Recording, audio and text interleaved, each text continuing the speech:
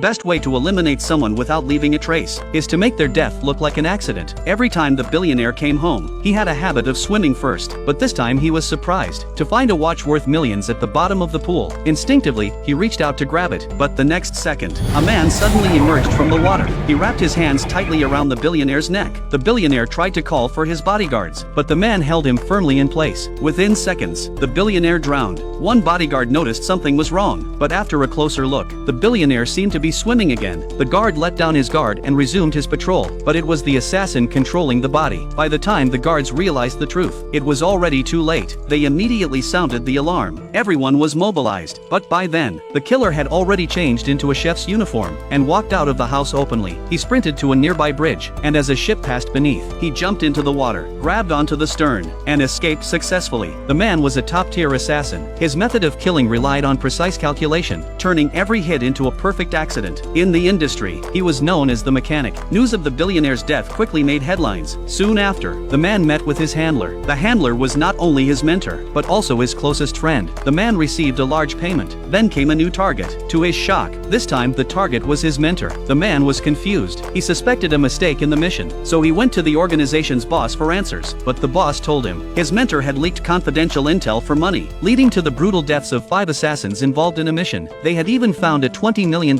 payment in one of his offshore accounts, proof of his betrayal, which the organization could not tolerate. Still, the man wanted to speak to him first, but the boss refused. There was no room for negotiation. He had 2 days to eliminate the mentor, or the organization would send someone else. Torn between loyalty to his closest friend and obedience to the organization, the man faced a painful inner struggle, but in the end, he picked up the phone and called his mentor, telling him to run. Sensing the danger, the mentor followed his instructions. He disabled the surveillance system and took the elevator to the underground parking lot, but just as he was about to escape, he found his car had been sabotaged. That's when the man stepped out from the shadows. The mentor finally understood everything. Using the trust between them, the man had bypassed all security to stage the scene as a carjacking turned deadly. The mentor knew how the organization worked. If death was inevitable, he would rather die at the hands of his student. He handed over his favorite pistol and asked the man to give him a clean end.